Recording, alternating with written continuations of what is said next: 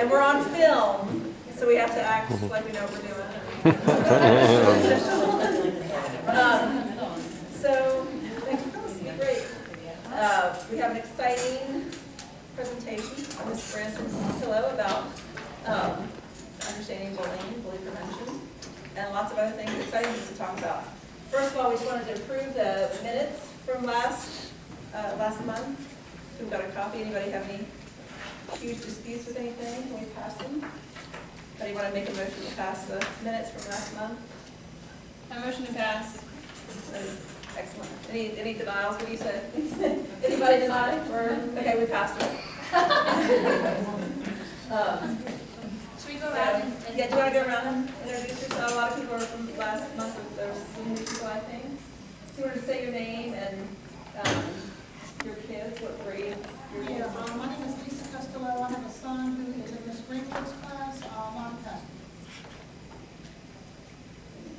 My name is Ashwati Nair. I have a son, Shrey, in kindergarten. Bill Patterson. I have a daughter in 3rd grade and a son in kindergarten. Yeah. I'm Jan Fairton, and I have a daughter in 1st grade. I'm Emily Wong, and I have a daughter in 1st grade. Lisa Kimball, Ryan, and Lexi. Wes Craig, Sarah, in 1st grade. Michelle Westrick, I have a daughter in kindergarten. I'm Melissa Morrison, and I have a daughter, Jai, in kindergarten. Teresa Miller, son in 1st grade. I'm Lou, and I have a daughter. A son. I'm Miss Caballero, or because I go by Miss C, and I teach kindergarten. I'm Meg Crook, and I have a son in Missy's class, Wilson. Megan Greenwood, kindergarten. I'm Kristen Pate. I have a kindergartner, Brooks, in I'm Rob Dent. I have the kids in 1st and 3rd grade. I'm Rick Harden. I have a son in 3rd grade in Miss Williams' class. Richard. I'm Ron Price, physical education teacher. My name is Graham Sharp. I have my daughter Elizabeth in Miss Matchin's 2nd grade class. Miss Match, and I teach 2nd grade. I'm Barnum Bach, principal, and I have a kindergarten. Eleanor Reese, I'm the preschool family worker. I'm Maggie Lovett, 3rd grade. I'm Nancy Smith, the new Title I teacher of Miss Wilson. I'm April Mountain, the ESL teacher. And I'm Lise Kirchie, I teach 4th grade. I'm Allison Phillip, I'm the school counselor. Emily Branson, 1st grade teacher. Bob Gary, the State Schools Project, and formerly parent of Hannah Paul here. Adrian, I'm a 3rd grader and 1st grader. I'm Holly Yates, and I have a 1st grader and 2nd grader. So, welcome. And just so that you're aware, Richard's filming. He's very high tech. He's gonna create a podcast, right? And then link it on to our website. So if you want to read it, anybody can attend. We have a great opportunity. So Adrian's going to go through a few new things for new business. We have a lot of really great things coming up, and then Ms. Branson will proceed with her fully presentation. All right. So I just want to highlight a few things that you're probably already aware of. You've seen in your communication folders, hopefully, our first newsletter, the Leopard Lowdown. You have copies right here in black and white if you don't remember receiving them, or if you want to send some to grandparents or whatever. That's feels like a great sense of accomplishment to get that out, and we're hoping it'll increase participation from some of the parents who maybe don't know what's going on or how their life is that they want to come share. We are hoping to do that newsletter quarterly, so this will be the first of 4 or maybe just 3. And we're always looking for contributions, so if you are interested in writing a column, or you have observed something that your teacher of your child or one of your children is doing that's super exciting to you, an initiative, or maybe something that you've come in and done with the kids, and we're looking for things to highlight in that newsletter. We also have had our first session of the cooking program, which Anita Gupta, who is not here tonight,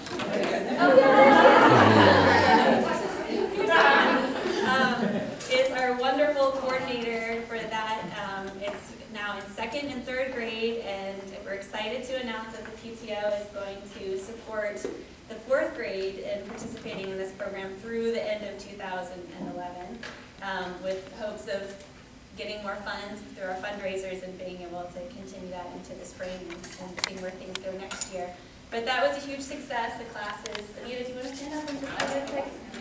It was really great. We did it in 2nd and 3rd grade. We made apple butter. The children went to Carter's Mountain and they prepared their apples. And I think it went really well. We had some pickups and we're handing those out. But we always need volunteers. It doesn't have to be your student in the class. Eventually, you can get a younger child. Your child will get there. And we'd love to continue it. So we need parent volunteers. So contact me. Right, and it may sound a little bit daunting to come in if maybe you're not a cook at home, that's not your forte, or you're new to being around kids in the classroom, but Anita makes it very accessible, and there's always somebody floating around to support you, and the teachers are eager to have parents come in and be involved in this activity with the kids, which really is enriching what they're already doing in the classroom. So please be in touch with Anita if that's something you're interested in doing. Consider doing it in a classroom. Maybe if your child's not already yet of the age, then stepping up and doing it in a classroom ahead, because your child will be there and they want this program to succeed. Also, the garden. Ms. Greenway, do you want to stand up and talk about that? So we planted the garden, and then it's awesome. I don't know if any of you guys have seen it, but it's right outside the library. If you go out those doors where the parents pick up to walk home, it's right to the left if you're walking out the doors, and it's really flourishing. I mean, stuff is everywhere, so it's really cool. Some of the radishes look like they're almost ready to pick, so it's really, really exciting. What do you have in? Pardon me? What's in that? We have radishes, garlic, we've got lots of herbs, mint, we've got red romaine, I think, right? Yes. Chard. Swiss chard, spinach, arugula. It looks really cool. There's some red like here and there. It looks really colorful and really exciting. So hopefully we can cook it soon and we can eat it for snack, and that'll be great. And we'll take lots of pictures to show you guys. Oh, that was my question. Are the kids going to be eating? Oh yeah, definitely. Yeah, definitely. I mean, we don't have really an organized type way that like this day we're going to eat the garden for snack, but I think that we'll definitely try and sort of kind of try and spread it around the school. But we're just really excited that it's actually happening. Like the plants are growing. We planted it and it was really fun, but I was sort of scared that nothing was going to happen. So it looks really great and it was really fun. So that's awesome. And thanks for the support. Yeah, I have to say, the day when, I think it was a Saturday morning, a lot of parents showed up and we were all pitching into the dirt and filling those raised beds. It was a great spirit, community building event. Not only did we build the flower beds, but we created a lot of possibility for the kids. And I've seen a lot of kids coming up and admiring the garden and really getting excited about the plants growing. So check it out if you haven't. All right, the Sunshine Committee, which is the committee that shows gratitude to the teachers periodically throughout the year. We had our first faculty lunch on October 7th. We were fortunate to have Domino's support that lunch by contributing 10 pizzas, and we have a parent who came forward in Miss Becky Shiflett's class, I think, or maybe Mr. Benson's, anyway, preschool, Miss Danielle Boston, who said, well, I can help hook you up with some donations from Domino's, so if you have any connections like that, or know of anyone who can help. Our funds are limited, but we have endless amounts of appreciation for our teachers and all that they do, so keep that in mind. Was that the kids free Domino's? It was, yes, by Okay. design, yep. I'm not saying thank you card from the school. Okay, yeah, and the PTO did quickly follow up with a thank you letter, but they would love that from the school. And also parents, it wasn't just the pizza, parents signed up. Anita sent out an organizing email, and there were lots of salads and desserts and stuff, which always brighten up the day. I wanted to announce, there is a very nice ceramic bowl. Okay, I just didn't know if someone was missing it. No, I'm not That's down. in the office. So that's good to know. Yes. Also, we had, I don't have written down what night it was, but with the Ruby Payne Framework for Understanding Poverty discussion. That was a wonderful evening of great conversation, and we have lots of thanks to give to Michelle Smith, who really was behind organizing that, to Abundant Life and the AmeriCorps volunteers who provide childcare that night, and also Bruce Bowling with Boys and Girls Club. That's the location where we held the event, and actually we're going to discuss maybe having more meetings there because it's a very open environment, very community building. We were able to all sit in a circle, and we're hoping to have some clubs there in the spring with Johnson students going there, so it's good to get familiar with that environment. And lastly, but certainly not the least, we want to thank Bob Garrity for facilitating.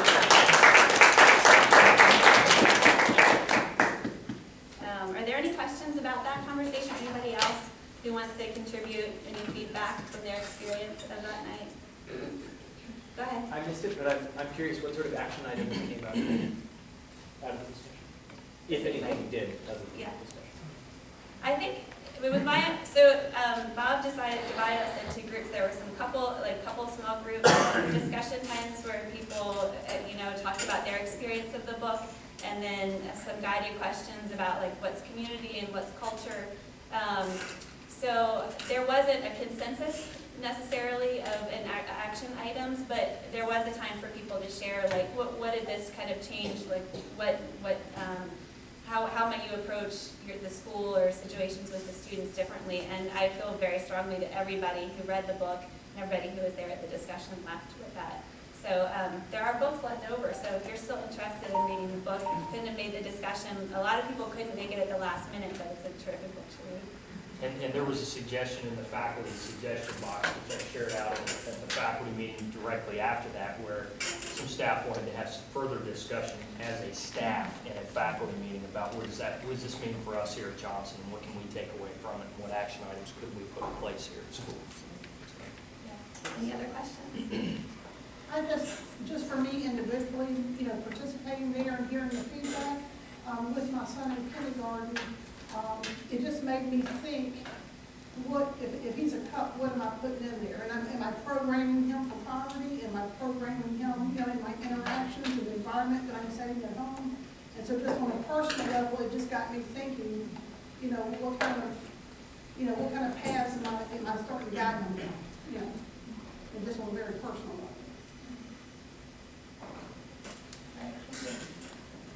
Adrian, just real quick, this isn't about the discussion, but it's in the meeting, but the PTO is supporting Girls on the Run, and I just wanted to say thank you for the scholarship and you guys have given. So we have 26 girls that are able to participate in our races coming up on November 19th, and so we're 1 month out, so thank you, because it couldn't have been possible without that support, so thank you all for supporting.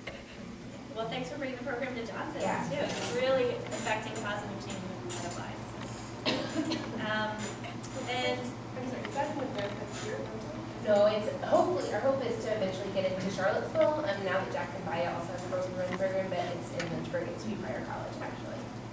How many kids are there last year? I mean, there'll be over 500 girls running the race this year in the greater Lynchburg area, which is awesome.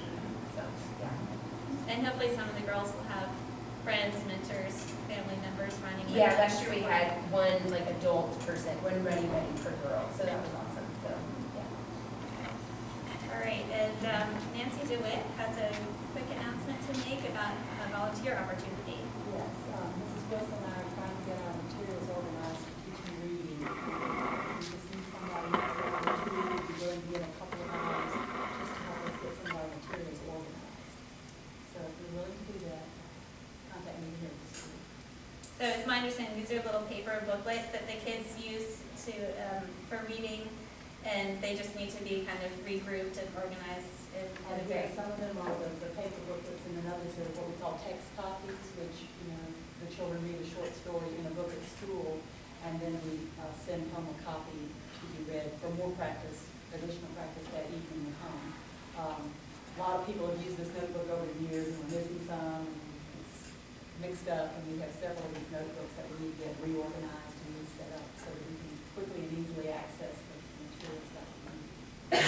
Okay, so maybe if you're available for an hour or so after the meeting, are you going to maybe stay after the meeting, or should for a few minutes? Or not to work on it tonight. No, I mean to get